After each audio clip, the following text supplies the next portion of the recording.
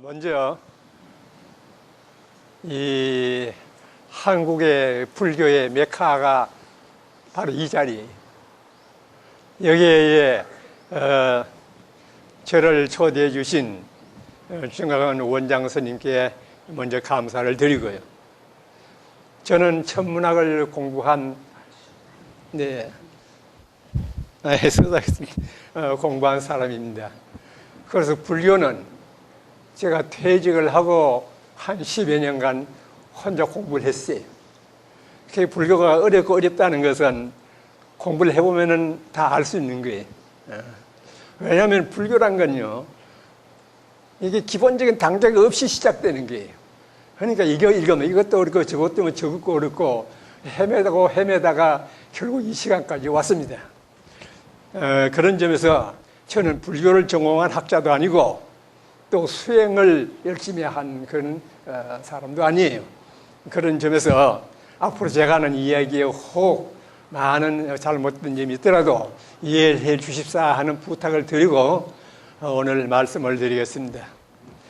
사실 지금 이 강의는 제가 이 정강원에서 처음 하는 강의예요. 그리고 이 강의가 원장님께서 말씀하시는 것처럼 사실 한국 불교가 새로 태어나야 된다고 하는 점에서 제가 말씀을 드린 겁니다.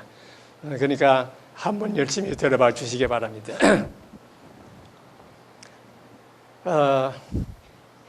일반적으로 종교라고 하는 걸 말이죠. 제가 브로테니카라고 하는 영국에서 나온 사전을 찾아봤어요. 찾아봤더니 완전히 기독교식이에요. 신, 또 하느님, 또는 초인적인 영적 존재. 사람은 사람인데 이걸 어떤 거 영적 신비한 존재로 만들어가지고 그 사람이 우주를 지배하고 인간을 인도하고 그렇게 해서 예배하고 숭배하고 하는 것으로 되어 있어요. 근데 불교는 부처님이라고 하는 평범한 한 인간이에요. 단 그 부처님은 위대한 천재성을 가지고 있을 뿐이에요. 그 천재성을 여러분에게 오늘 보이고자 합니다. 그러니까 이 불교는 이런 서양의 신학 위주로 정의된 종교가 아니다는 것을 잘 알아두세요. 그런 점에서 여러분이 잘 아시는 유명한 알베르트 아인슈타인. 근데 알베르트라고 하는 거는 이제 미국식, 독일식이고 원래 미국식으로 발음을 하면 알베르트 아인슈타인입니다. 아인슈타인은 이런 말씀을 하셨어요. 우주적 종교 감각이 있어야만 된다는 거예요. 우주적 종교 속에 우주적 과학적 동기를 유발할 수 있는 내용이 포함되는 종교라만 한다는 겁니다. 또 종교가 들어있지 않는 과학은 불구자예요. 그러니까 우리가 과학 공부를 하는데 과학 속에 종교가 들어있지 않다. 그건 뭐냐? 과학 속에 생명을 다루는 내용이 들어있지 않는 과학은 죽은 과학이에요. 죽은 학문이에요. 우리가 공부를 한다는 것은 삶의 가치, 인간의 존재 가치를 올바르게 나타내기 위해서 공부를 하고 배우고 하는 것이지 순전히 물질 세계를 다루려고 하는 건 아니에요. 그래서 올바르게 이끌어 가려고 하는 것이 불교고 종교인데 종교가 그것을 못한다면 그건 불구자죠. 또 과학이 들어있지 않는 종교는 맹목적인 종교다. 하나님을 쫙 믿고 하나님 곁으로 가려고 하는 과학을 들어있지 않는 종교는 맹목적이다 이 말이에요. 장님을 따라가는 것과 같은 거다 이 말이에요. 그러면은 불교는 과연 과학이 들어있는 종교냐 하는 것을 보자는 게. 그래서 아인슈타인의 말은 현대는 물질 문명 최첨단 과학 시대에 저희들이 살아가고 있습니다. 그렇다면 종교가 현 시대에 알맞는 종교라면 돼요. 2600년 전의 종교나 오늘날의 종교나 같다면 무엇이 같으냐? 보편적 진리를 추구하고 보편적 진리를 상대로 한다면 그때나 지금이나 같아요. 근데 불교는 보편적 진리를 탐구하는 종교예요. 그러니까 2600여 년 전이나 지금이나 똑같아. 왜냐? 과학이 들어있기 때문에. 그래서 과학 문명과 동떨어진 종교는 인간과 자연 만물의 존재 가치와 삶의 가치를 제대로 실현할 수 없다 하는 뜻에서 아인슈타인의 이야기를 한 겁니다. 그렇다면은 불교의 불법은 뭐를 하느냐? 연기법이 기본이에요. 연기법은 무엇을 바탕으로 하느냐? 이 세상 만물은 다 변화한다는 거. 그래서 재행무상이라 모든 것은 시공간에 따라서 끊임없이 변해가기 때문에 고정된 상이 없고 재범무하라. 세상 만물과 이법이라고 하는 것은 항상 고정된 나라고 하는 개체성이 없다 하는 것을 근본으로 하는 연기성 원리를 바탕으로 합니다. 그렇기 때문에 보편타당한 진리를 다루는 게 연기관계이기 때문에 따라서 불교는 열린 종교예요. 다른 모든 종교는 닫힌 종교예요. 왜냐하면 절대자를 신뢰하기 때문에 닫힌 종교예요. 거기에서 왈가불할 수가 없어요. 근데 불교는 누구든지 와서 시비를 걸어도 좋은 게 불교예요. 보편타당한 진리만 있으면은 부처님도 틀렸습니다 하고 이야기할 수 있는 게 불교예요. 근데 불교를 말이죠. 경제는 그걸 무조건 믿는다가 아니라 그거를 보고 이 시대에 맞지 않으면 고칠 수 있는 것을 부처님은 허락하셨어요. 경제 내에서. 그렇기 때문에 불교야말로 열린 마음, 열린 세계 그런 종교다 그 말이에요. 그래서 그 시대에 가장 알맞는 불법을 펴는 과학적 우주관을 지닌 종교가 바로 불교예요. 그래서 그럼 그런 증거가 있느냐? 자바함경에 이런 말이 있습니다. 부탁할 말씀이에요. 법은 현실에서 사실로 경험되는 것이며 불법이라고 하는 것은 어느 시대나 그 시대에 진짜 사실로 경험될 수 있는 거라면 하지 경험되지 못하는 허황한 것을 하는 게 아니다 그 말이에요. 법은 어느 시대나 적용될 수 있는 것이며 2600년 전에도 적용이 됐고 오늘날도 적용될 수 있는 것이 불법이지 어느 시대는 맞고 어느 시대 안 맞고 이것이 아니다 그 말이에요. 법은 누구라도 와서 보고 아 이게 진짜 법이구나 진리구나 할 수 있어야 돼. 또 열반으로 인도하는 것이며 여기서 열반이라는 것은요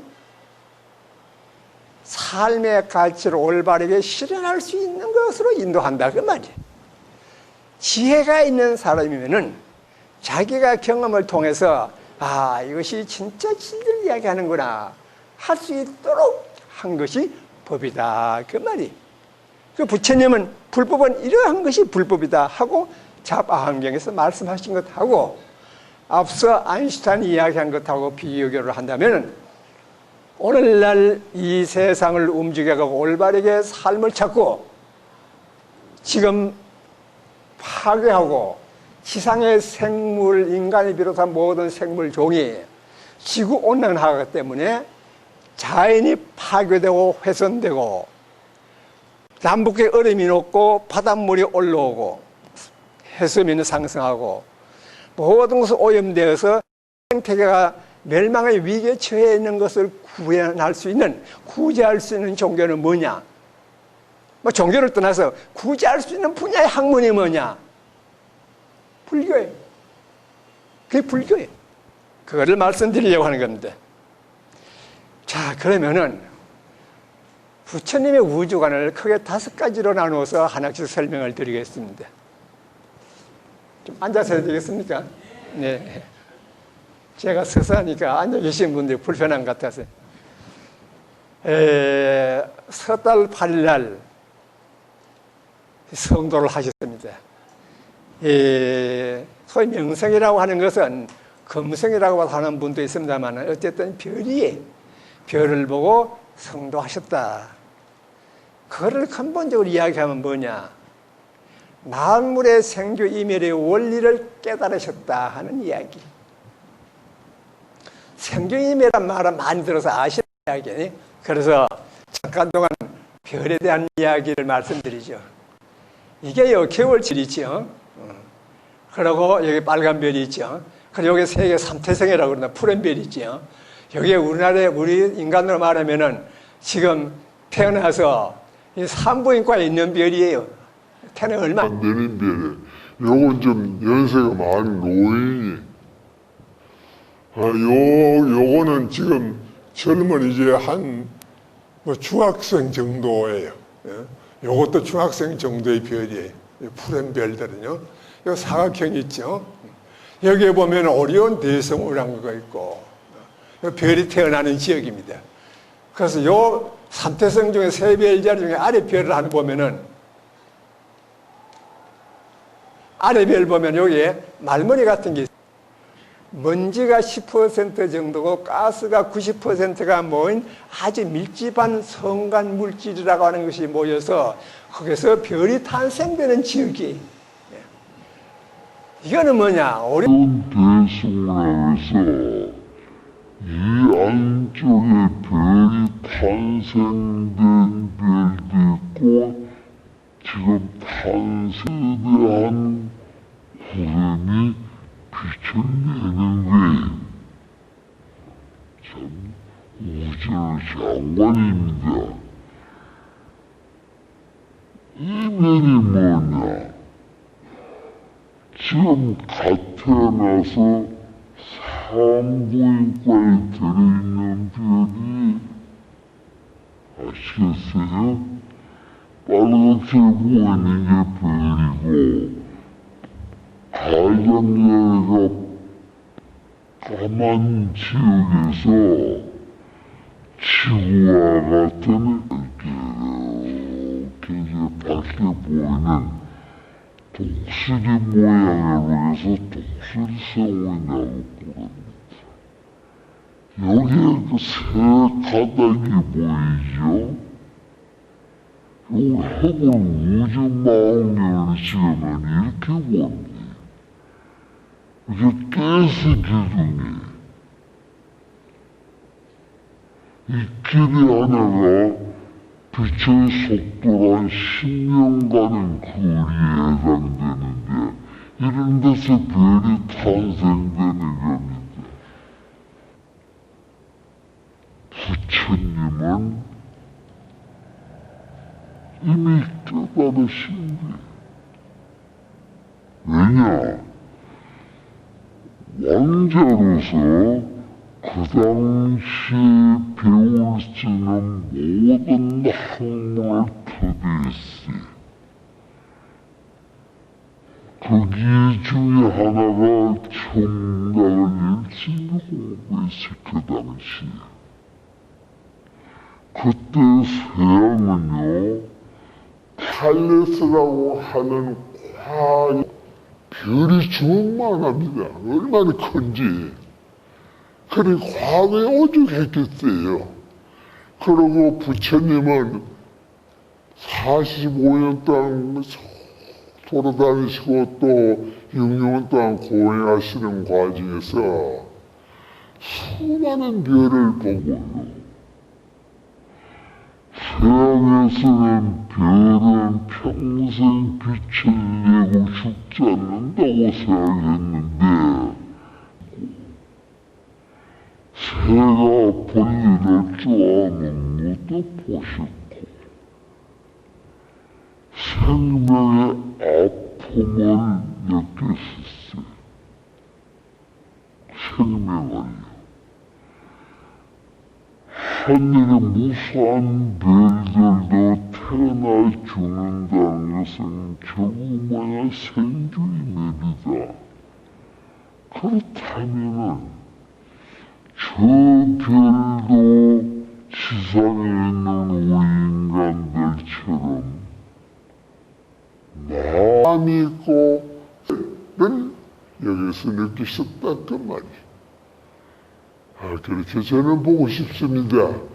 여기에 별이 집중적으로 태어나서 주위를 밝혔는데 모양이 상미 같다고 상미성운이라고 부르고요. 여기는 별이 늘어가면 불안정하면 물질을 방출합니다. 돈이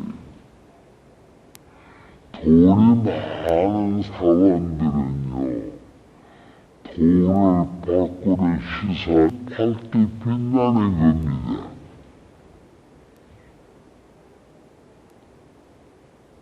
마지막에 임종을 받는 순간에 태양도 앞으로 임종을 맞으면 이렇게 됩니다. 조용하게 임종을 맞습니다. 근데 태양과 같이 적은 크기가 적은 별들은요 조용하게 임종을 맞아요.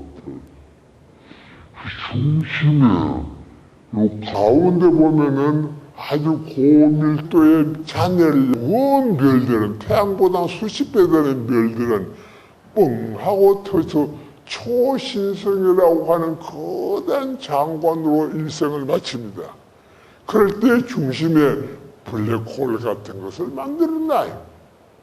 그런데 이렇게 해서 방출되는 물질들이 또 다른 별을 탄생시킵니다. 그래서 별은 세대가 쭉 이어갑니다. 여기서 나온 것들이 몇 년 뒤에 보니까 진주 목걸이처럼 되어 있죠. 여기에 가운데 아주 고밀도 잔해가 있고 이 물질이 흩어져서 언젠가는 식어서 암체가 되어서 성간 물질로 흩어져서 다음 별을 탄생시키는 재료가 되는데 어쨌든 지금 태어나온 지 얼마 안 되니까 별에서 나온 지 얼마 안 되니까 지금 죽음이 아름답습니다. 왜냐? 별은 불성을 가진 존재로서 탐진치 사상에 없는 존재로서 일생을 보내기 때문에 그 죽음이 그냥 그대로의 무여열반이 유여열반을 거쳐서 무여열반으로 갑니다. 인간은 그것이 만물의 존재에 대한 보편성과 생명평등 사상을 깨달으셨다. 결국 제가 어느 보살 때 여쭸어요. 부처님이 밝은 별을 보고 깨달으셨다는 게 무슨 뜻이요? 밝은 별은 순수성이다. 깨끗하다. 만물의 생명사상을 깨달으시다. 만물은 우리와 똑같이 생명임을 거듭한다는 것. 내가 들고 있는 마이크도 생명체요. 뒤에 계시는 부처님도 모두 생명체요. 내가 앉아있는 나무도 생명체요. 이 숲도 생명체요. 내가 생명체라고 해서 이 나무가 기분 나쁜 일이 없잖아요. 그래요. 나무를 생명체라고 하면은 나무가 귀하고 아까워요.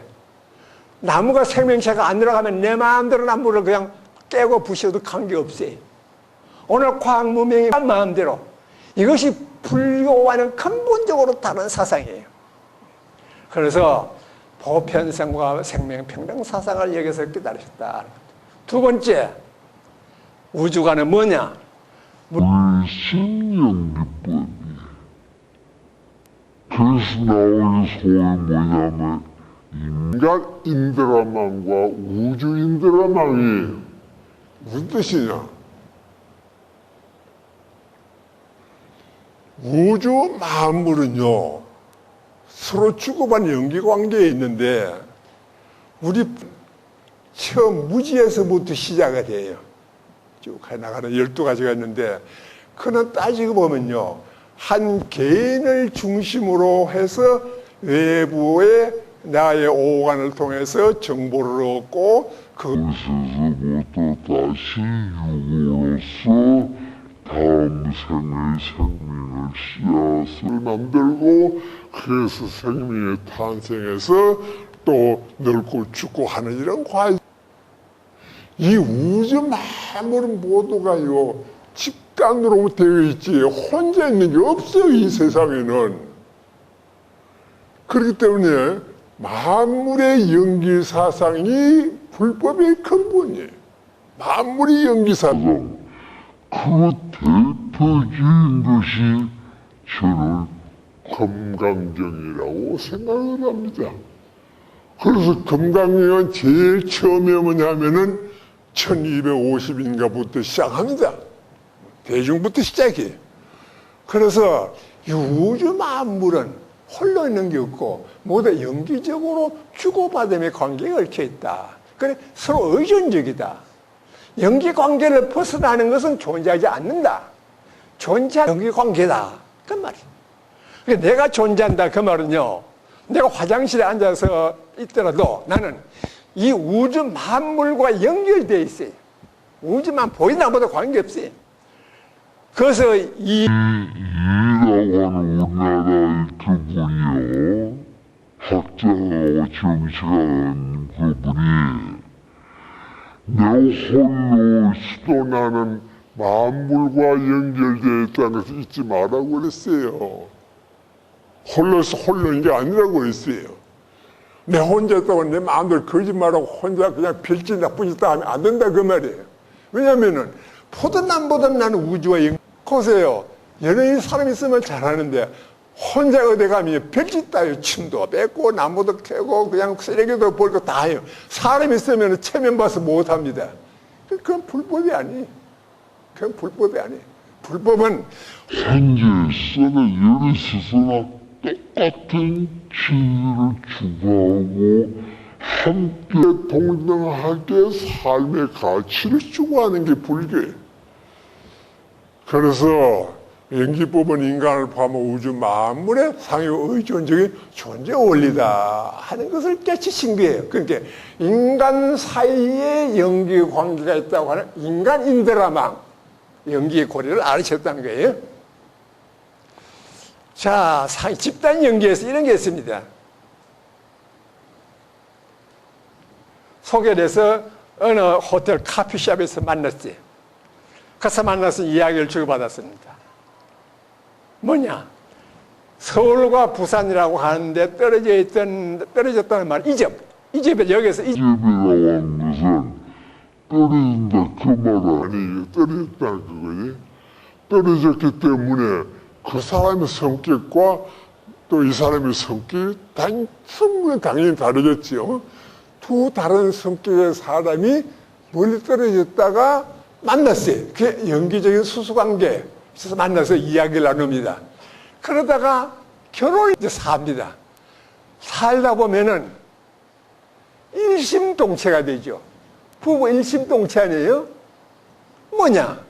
서로 만나기 전에는 떨어져 있는 두 마음인데 만나 결혼을 가지고 일심동체가 돼서 한 마음이 됐어요.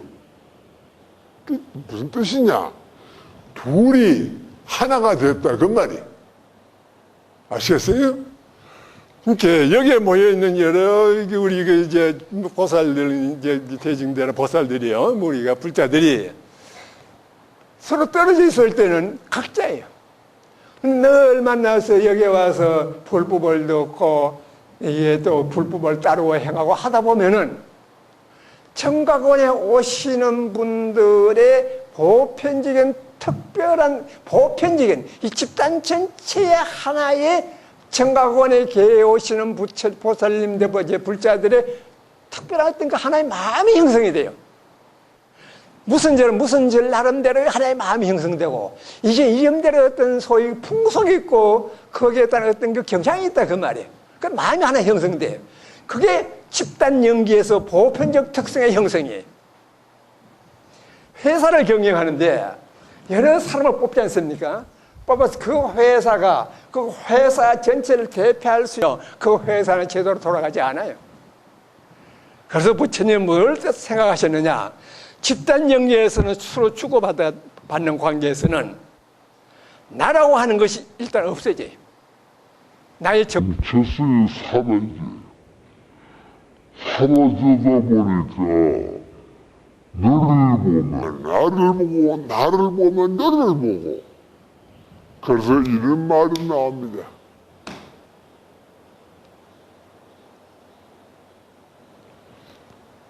이게 현수 법장님 말씀인데요. 내가 곧 너고 실제로 각자의 개성이라고 정체성이 없기 때문에 너와 나는 없는 것 같다. 그런 말이죠. 그러니까요. 그러니까 부부 일심동체인데 마누라하고 남편하고 뭐 특별히 다른 게 있어요? 똑같아요. 가드니까 그래서 나온 애들은 자식은 뭐냐? 제대로 된 집안이면은 자식만 딱 보면 부모네 어떤 부모도 따가네. 부모만 보면은 자식들은 어떤 품행을 가질 거란 걸 알아요. 그러니까 다시 말해서 자식을 보면 그 집안을 안다는 거 말이에요. 당장 어떤 집안인지 제대로 된 집안인지 아닌지. 또 부모 얼굴 탁 보면은 어떤 자식들일 거다 알아요. 그 뜻이에요. 그러한 것이 집단 연기예요. 그러니까 우리 모두 대중은 한 마음이 되어서 하나의 부처를 가지는 불성을 지녔을 때는 너와 나의 구별이 없어요. 그게 무자성이고 무아예요. 탈자죠. 그래서 이렇게 하려면 뭘 해야 되느냐? 최소작용의 원리라는 것을 따라야 됩니다. 내가 어떤 집단을 살려면 어떻게 해야 되느냐? 남이 나에게 무슨 기분 나쁜 소리 있을 때 대받아 싸우면 말고 최소한 외부의 반응에 대해서 최소 에너지를 쓴다. 신경을 곤두 세우지 않고 참고 지난다. 두 번째, 항상 안정된 상태로 마음을 조용히 하도록 하자. 적정산에 들자.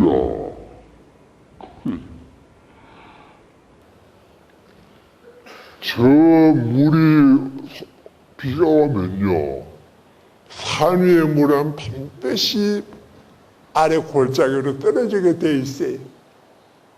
가장 낮은 데로 오는 겁니다. 그게 선령에 든다는 게. 하여가 물이 흐르는데요, 흐르는 길을 따라서 가장 힘이 적게 드는 대로 물이 흘러가지, 물이 말이죠, 산을 뚫고 집 안대로 가는 물이 없어요. 최소로 에너지를 소비하는 방향으로 진행해서요.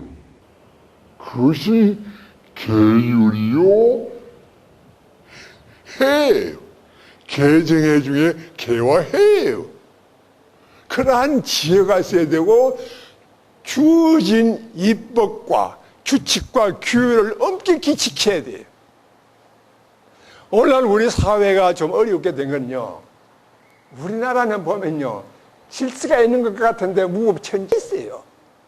싱가포르 영화를 쭉 이제 다큐멘터리를 보면요, 싱가포르 400몇만 밖에 안 되는데요, 엄청나게 발전을 합니다. 엄격한 계율은요, 인간의 도리로 그 사회의 보편적 질서 한 마음이 되는데 반드시 해야 될 것은 하고, 애들이 엉망진이 된 것이 말이요, 계율을 지키지 않기 때문이에요. 이 가정에서 가풍을 위해서는 반드시 지켜야 할 것을 애가 지키지 않고 밖에 가서 다른 애들의 영향을 받아서 자꾸 집안의 계율 어긋나기 시작하면은 그 집안에 파탄이 일어나게 돼 있어요. 그 집단을 깨야지. 그만큼 계율은 엄격한데 그거를 못 지켜요. 우리나라 대통령이 나올 때마다 나라의 살림살이가 달라져요. 이건 잘못된 거예요. 미국은요, 어떤 대통령이 와도 미국이라고 하는 하나의 특성은 그대로 유지돼요. 우리나라 대통령 오면 달라져요. 노무현 오면 노무현. 하나의 한국이라고 하는 하나의 정신, 한 마음은 변치 않아야 돼요. 근데 우리는 한 사람이 오면 그 사람 다 마음대로. 집단 연기에서는요, 한 개인이 전체를 대표하는 게 아니에요. 삼성이라고 해서 이건희의 마음대로 삼성이 된 건 아니에요. 삼성 직원 전체의 마음이 한 마음이 돼서 인간인드라망이 지켜야 할 기본이에요. 그래서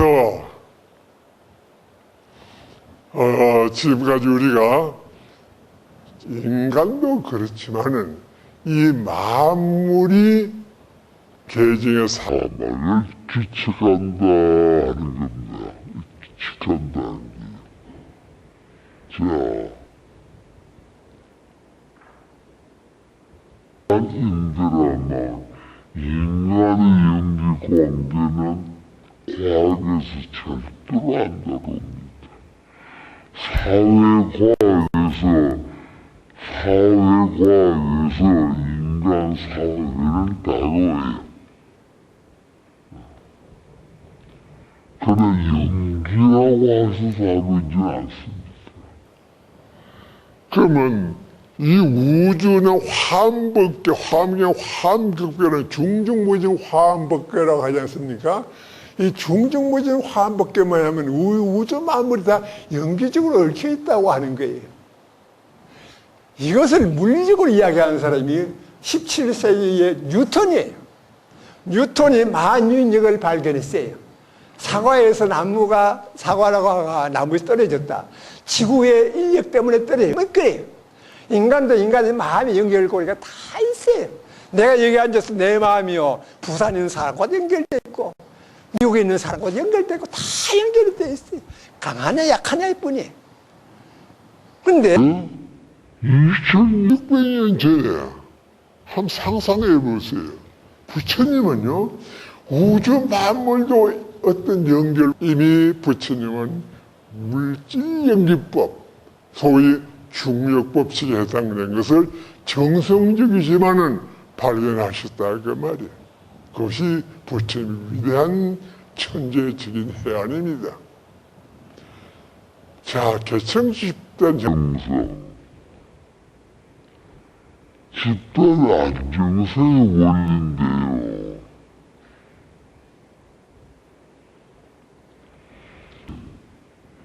이거를 부처님이 깨달으신 거예요. 가르쳐서 나온 것이 뭐냐면은 삼천대천 세계예요.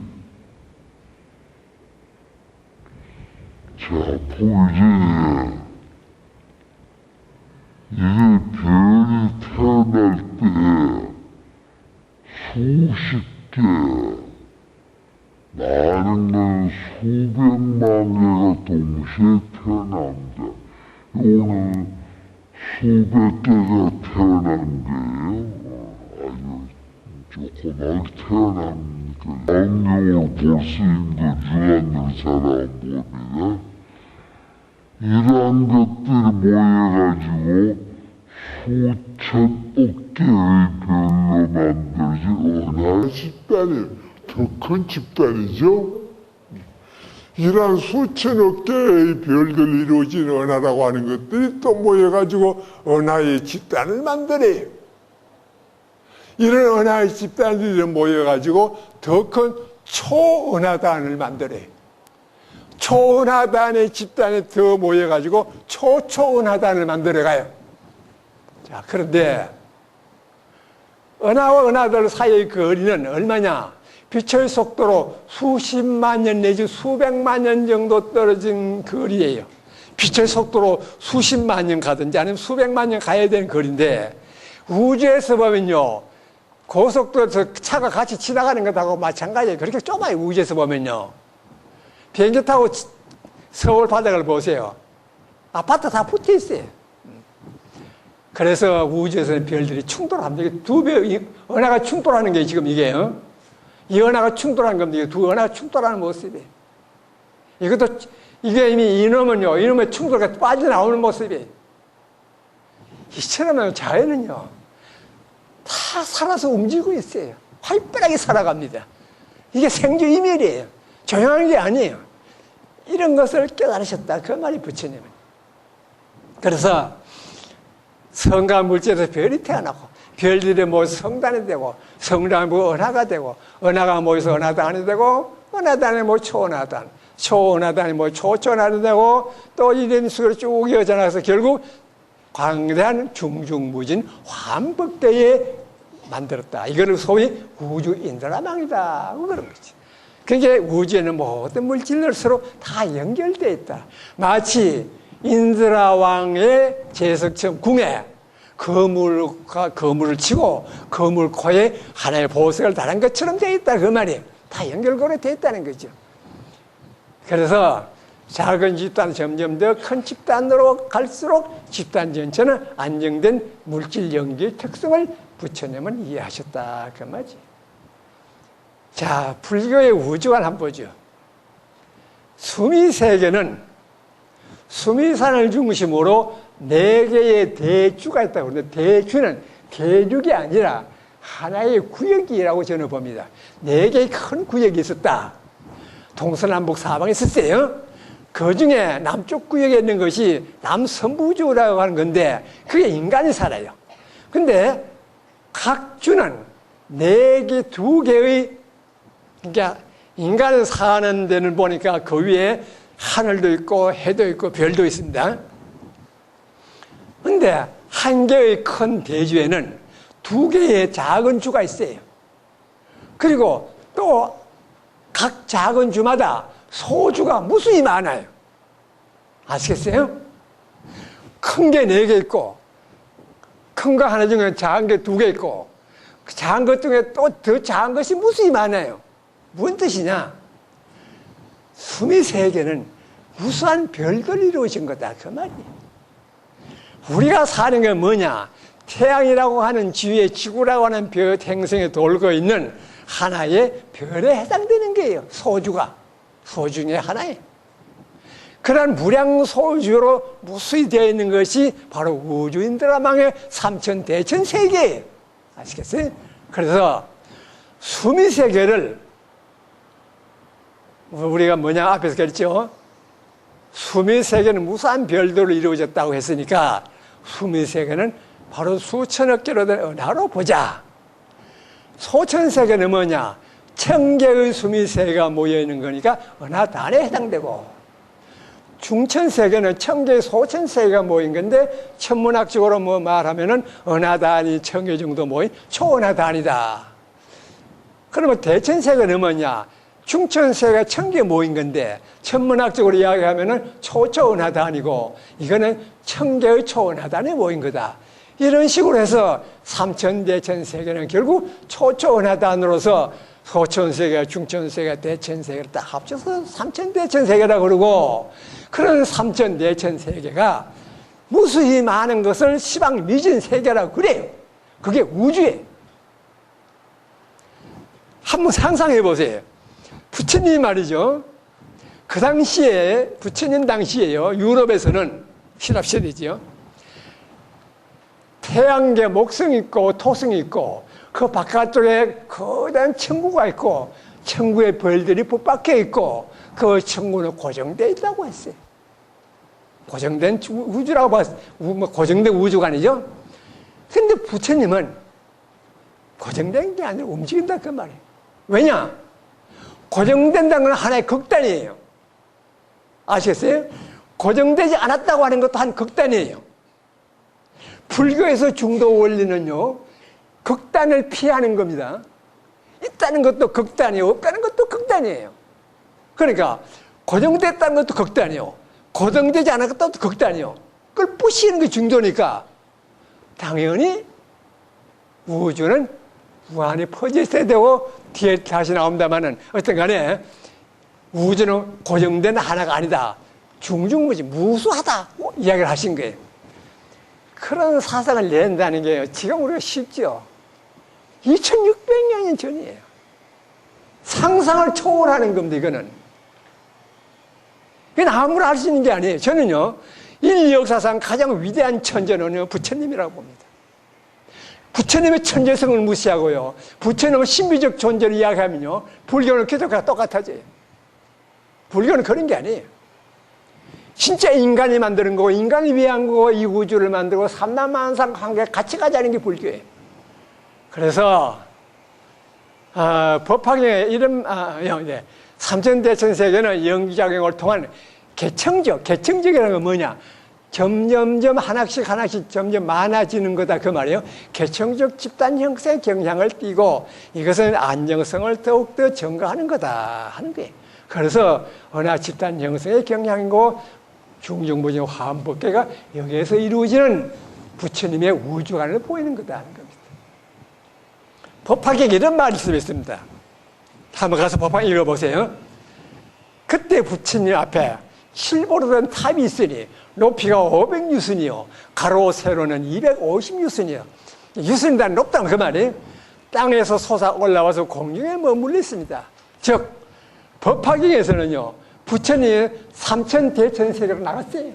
시상을 떠났어요.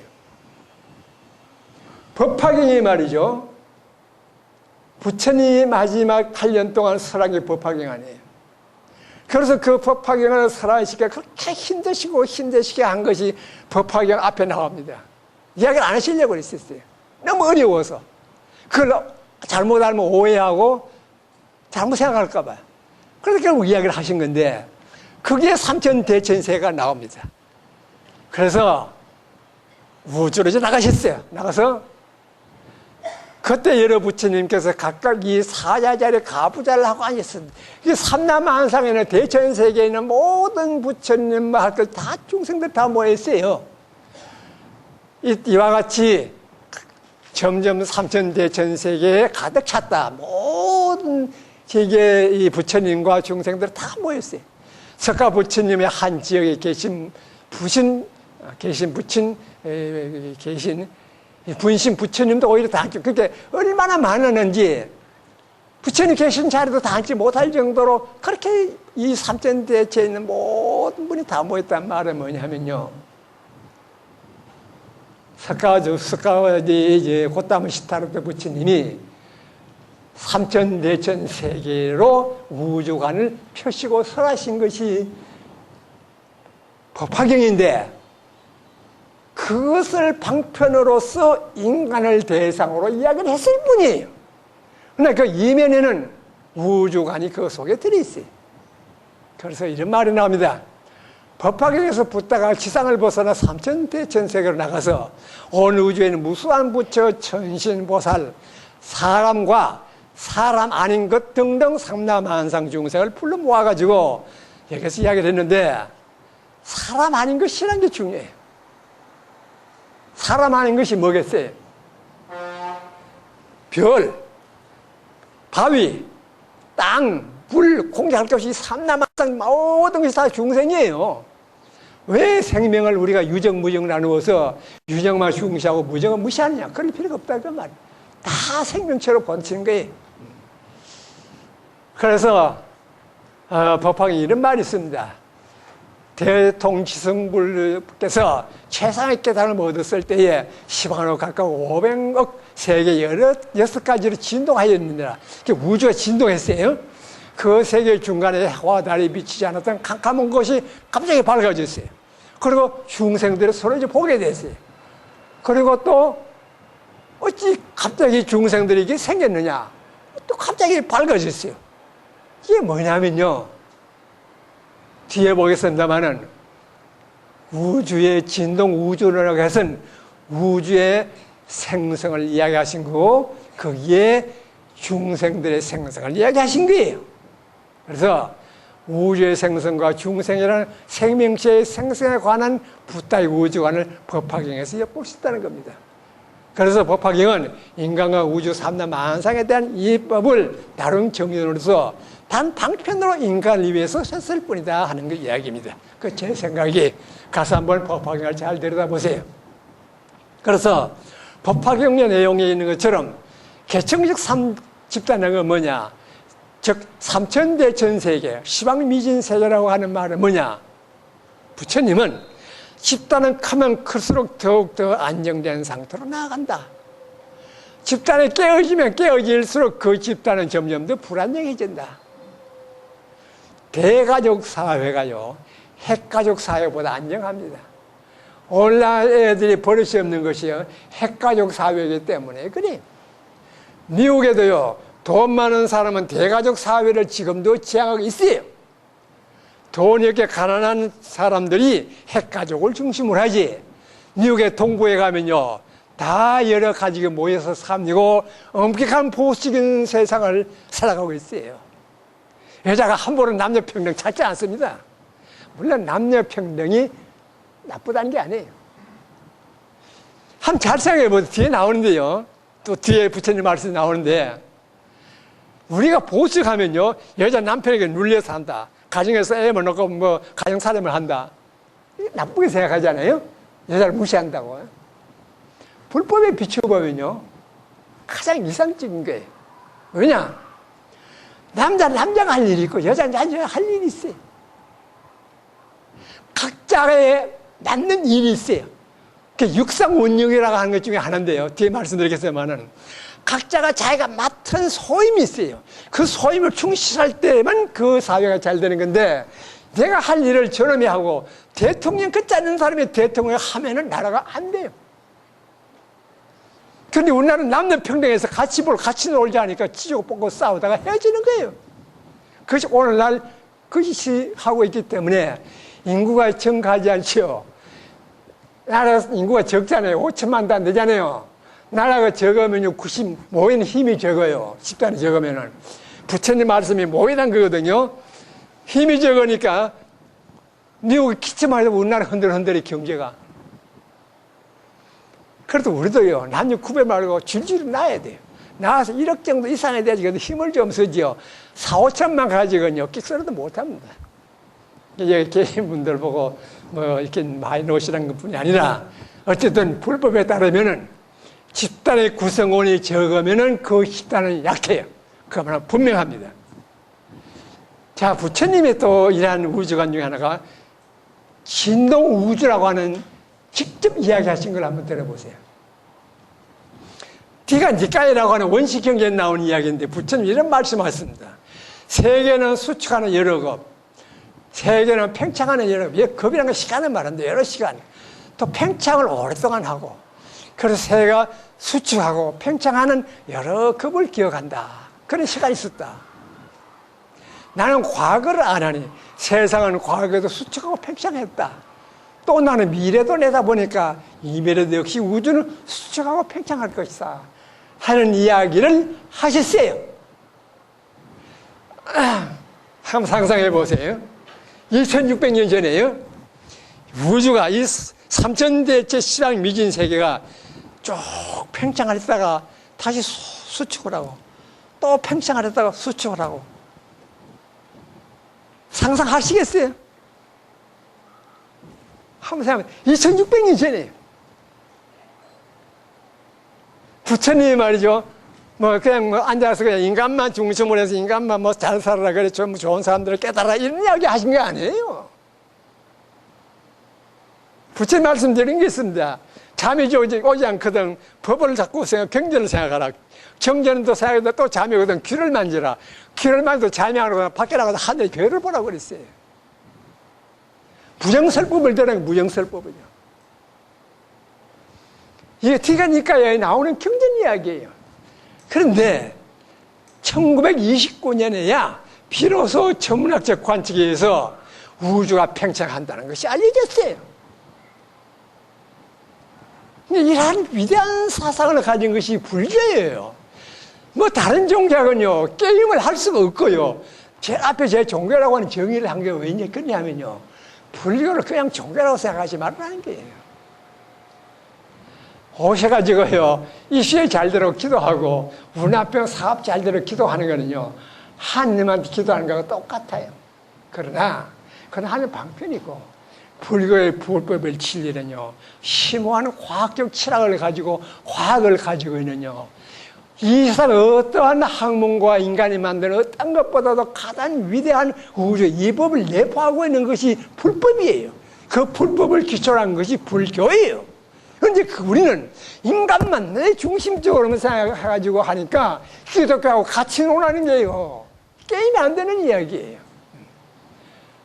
그래서 그럼 왜 부처님은 이런 팽창과 수축을 이야기했겠느냐? 부처님은 이야기 중에요. 논리적인 게 아닌 게 하나도 없다. 논리적이에요. 무슨 논리냐? 영원하다고 계속해서 팽창한다 하는 것도 하나의 극단이고, 계속 수축한다 하는 것도 하나의 극단이에요. 극단을 피하고 중도를 하려면 뭐예요? 수축하고 팽창하고 수축 팽창하면 중도 아니에요. 그 논리고, 팽창하면 시간이 많이 가고 수축하면 시간이 끝날 거 아니에요. 그것도 한 극단이에요. 그 극단을 벗어나는 것은 수축 팽창이에요. 결국 중도 원리와 성주의 경우에는 소문난 원리를 바탕으로 한 것이 부처님의 진동 우주론이에요. 현대는 관측적으로 이해하면 현재는 우주가 팽창하고 있습니다. 그러나 계속 팽창하는 것이 영원히 팽창할지 언젠가 다시 또 수축할지 우리는 모르는 일이에요. 그러나 어쨌든 간에 부처님의 생각은 중도적 견해에서 우주는 수축 팽창을 한다는 것을 말씀하셨어요. 이것이요, 맞다 안 맞고를 떠나서 중도적 원리를 여기서 말씀하신 거예요. 그것이 우주 안에 그대로 드러난 겁니다. 자, 마지막 5번째, 집단 육상원용. 화엄경에 나오는 건데요. 육상원용이라는 게는요, 이게 참 중요한 하나의 부처님의 세계관입니다. 여기 보시면요, 집을 짓는데요. 집을 짓는데, 이 집을 지으면 여기 보면 쭉 보면요, 이 석가리가 있어요. 석가리도 있고, 그 다음에는 쭉 해서 대들보가 있죠. 대들보가 있고, 그 다음 석가리 걸쳐놓죠. 그 다음에 창문도 있고, 또 기둥도 있고, 또 흙도 있고, 기와도 있고, 여러 재료가 있을 거 아니에요? 그 재료들 전체가 총상이에요. 총상 모이는 게. 각각의 재료들이 이게 별상이에요. 각각 재료가 별상이에요. 근데 각각 재료들마다 그 용도가 다를까요? 용도가 다른 게 이상이에요. 용도가 있어요. 근데 그 용도들은 각자 제자리에 놔야 될 거 아니에요. 그렇잖아요? 아니, 석가루를 기둥으로 쓰면 안 되잖아요. 석가루는 석가루로 놔 있는 자리에 있어야 되고, 기둥은 기둥 자리에 있어야 돼요. 그게 괴상이에요. 그리고 재료들, 석가루라고 해서 대들보 보다 이거는 뭐 시원찮고, 기둥 이거는 대들보에서 기둥은 시원찮고, 주춧돌은 더 보잘것 없고, 다 용도가 있지만은 똑같이 중요하다 그 말이에요. 그게 동등성이에요. 그 전체가 모여서 이루어진 집이 성상이에요. 그러니까 뭐냐? 그 집안에는요, 남편이 할 일이 있고, 자식이 할 일이 있고, 부인이 할 일이 있고, 딱 일이 있어요. 그렇게 있어요. 인간이 진화해 오고 오랜 시간이 오는 동안에 그렇게 되어 왔어요. 우리 아레아시라고 하는 의식 속에는요, 제8세 아레아식 속에는요, 인간이 태어나기 이전 우주의 역사적인 모든 부처님 말씀하시는 우주적 근원의 진리도 내 몸에 들어있어요. 단군 신화적인 신화적 정신도 내 마음에 들어있어요. 내 가정을 족보라고 하는 광상김씨, 무슨 전주시라고 하는 혈통에 해당되는 선천적인 것도 내 아래아식에 들어있어요. 모든 게 들어있어요. 여자는 여자대로, 남자는 남자대로의 특성이 들어있어요. 이것을 남녀 동등해가지고 같이 놀자고 하면 깨지는, 육상원이 깨져요. 자본주의가 좋은 것 같지요. 자본주의가 지구를 망쳐놓고 있는 겁니다, 오늘날. 그러니까 나는 가정에서 일만 한다. 나에는 권리를 박탈당했다. 그래서 젊을 때는 못나보고 남편 시키던 것이, 저는 경상도 사람이에요. 특히 경상도 사람 전문 얘기 무지막지한 게 있는데요. 그 남편, 집사람은 서울 사람이에요. 그 남편 말 듣다가 나이가 한 60 넘는 거니까 권리 찾고 싶거든요. 뭐 텔레비 보고 하니까 다 뭐 여자 권리 찾고 하니까 이제 슬슬 기가 살아나는 게 이제 꼬리가 나오기 시작해요. 기분 9개쯤 나왔습니다만은. 이래 되면요, 이제 집이 이제 골아픈 거예요. 내가 골아퍼져요. 그저 육상원령이 잘 지나다가 육상원령이 깨어지기 시작해요. 왜냐하면 내가 죽기 전에 나도 이제 할 일 다, 말할 거 다 하고, 나도 제대로 살아보자는 건데, 이 육상원령이 깨어지니까 참 무지하게 되돌보고 흔들려요. 근데 우리나라 그 꼴이에요. 그러지 말고, 하던 짓은 그대로 하는 게 좋습니다. 그러니까, 그냥 밥하고 애 놀 거 다 넣었으니까, 조용히 이것이 내가 타고난 할 일이요. 인욕바람이라는 게 딴 거예요. 자연에요, 진리에 순응하고 적응하는 게 인욕바람이래요. 내가 잘났다거나 아상을 쫙 찾기 시작하면은 이미 그게 번뇌망상에 들기 시작해요. 그래서 잘났다고 하지 마라. 맞아요. 텔레비를 자꾸 보기 때문에 그런 거예요, 이놈의 텔레비가. 그래서 우리는 하여튼 좀 벅차는 텔레비하고 이제 저는 신문을 보지 않고요. 뉴스를 안 보기가 한 몇 년 오래됩니다. 왜냐하면 그걸 보면요, 번뇌망상과 요괴생과 입이 거칠어져요. 그래서 이걸 안 보지 않고 딴 걸 봅니다만은 어쨌든 육상원흉은 그만큼 중요합니다. 저 뭐냐, 우주 만물을 보니까 다 아무렇게나 섞여있는 것 같지만은 다 제대로 있을 자리에 앉아있어서 이 세상을 조화롭게 잘 이루어가도록 되어 있더라 그 말이에요. 우물물을 아무리 뒤집어 놔도요, 시간이 지나면요, 다 제자리를 찾아갑니다. 그게 자연이에요. 자연이에요. 집을 지어놓고 산에 지어놓고 하지 않습니까? LA에서 아주 돈 많은 사람들은 산 있는 데 좋은 데 지어놨죠. 홍수가 비가 쏟아지면 그 집 무너지고 큰 피해를 보는 것이 산속에 지어놓은 집들이에요. 왜냐? 자연의 이법을 거슬리거든. 그래서 우리나라도 막 강을 내서 말이죠, 한강에 낙동을 잇는다. 좋습니다. 이해만 보기 좋겠죠. 한강에서부터 해서 낙동을 쭉 하면요, 어떻게 되느냐, 호남 쪽하고 영남하고는 이제 분리가 돼요. 어떻게 보면요, 호남은요, 충청도 호남은 섬이 돼요, 섬. 이제 바닷물이 점점 이제 높아지거든요. 해수면이 올라가요. 그 2100년쯤 되면요, 남북극에 있는 모든 빙하가 녹아서 해수면이 60m 이상 올라갑니다. 그 예정하고 60m가 올라가면요, 한강이 수위가 60m 오른다고 하면 어떻게 되겠어요? 자, 호남하고 충청도는요, 섬으로 떨어져 나가요. 이 붙어있던 게, 물론 그러지는 않겠습니다만 어쨌든 간에 인간은 자연을 조화롭게 육상운용을 맞추어 돌아가는데, 그래서 손을 대면은 인간에 의해서 자연이 육상운용이 깨어져요. 육상운용이 깨어지면은 자연이 병이 된다고 그럽니다. 병이 되면은 자연은 회복하려고 노력을 해요.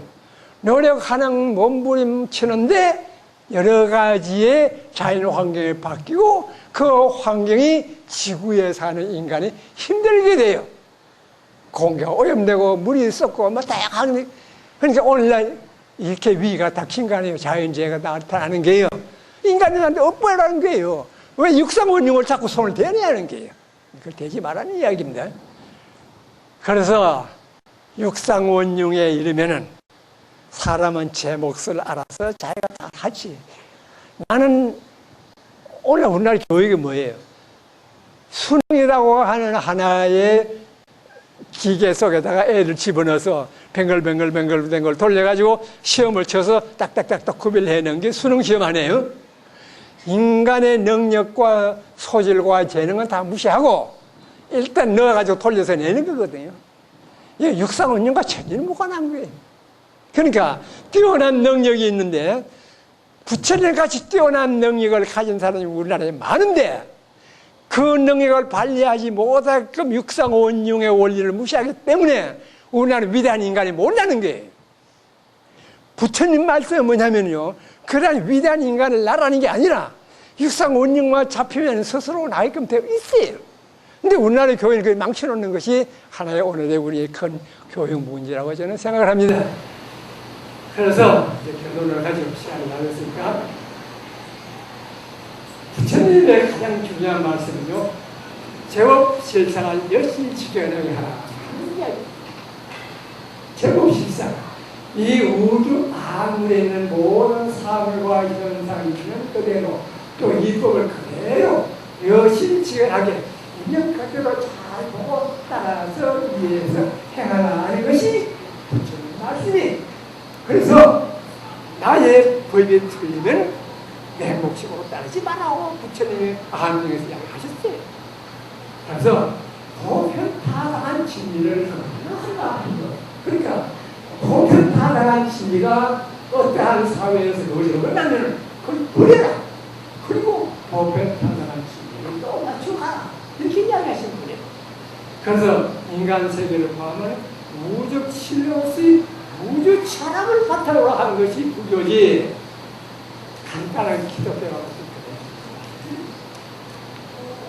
지상에서 우리가 이야기하는 철학으로서 불법을 설명할 수 없고 종교로 가는 태도로서 불법을 설명할 수 없습니다. 우주 삼라만상 인간을 포함한 우주 삼라만상을 다룬 이 법을 다루면요 불법밖에 없어요. 그런 위대한 불법, 우주관 있고 과학적 동기를 부여하고 그 시대를 올바르게 사는 존재까지 시대를 구현토록 이야기해주는 불법이야말로 오늘날 최첨단 과학시대의 가장 할만한 종교예요. 그래서 인간 중심적 사상에 벗어나서 너무 나를 찾지 말아요. 너무 그러면 아상, 인상을 집착해요. 아상은 나를 드러내는 것이요 인상은 너와 나의 대립관계를 구성하는 게. 사람 인자가 뭐예요? 우리 세우는 거예요. 사람 인자가 대립이에요. 대립관계에서는 주체와 객체가 있다며. 내가 주인은 객이래. 내가 주인이기 때문에 지구의 모든 자원을 내가 사용할 수 있고 시간 노예가 되는 거예요. 그런데 나와 바위가 동등하면 주객의 합일이에요. 내가 자유와 합일이 된다는 말은 내가 바위고 바위가 내가 돼. 내가 바위의 마음을 알고 바위가 내 마음을 알 때 내가 자연화가 되고 자연이 인간화 될 때 그때야말로 불법이 제대로 승리. 그런 데는요 제일 중요한 것이 인욕바라는 게 그것처럼 좋은 게 없습니다. 인욕바라는 좀 불편하더라도 참고 견. 오늘 우리가요 좀 불편하더라도 교회를 조금 참고 있게 힘들더라도 좀 걷고 힘들더라도 편지를 쓰고 이러면은 꼭 핸드폰이 많이 필요치 않아요. 또 그렇게 많이 할 필요가 없어요. 핸드폰을 쓰는 것은 뭐냐면은 핸드폰이 내가 노예가 된 거거든요.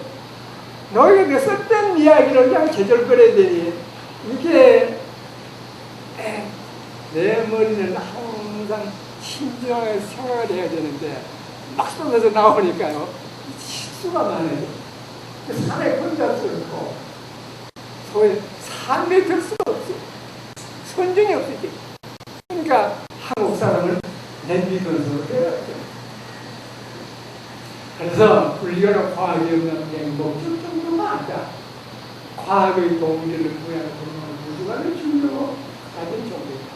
그렇기 때문에 현대의 첨단 우주과학 시대에 인간과 만물에 함께 동등하게 살아갈 수 있는 존재 가치 실현, 또 삶의 가치 실현에 가장 알맞는 것은 바로 우주 종교인 불법을 지닌 불교다 하는 이야기입니다. 이상으로서 강의를 마치겠습니다.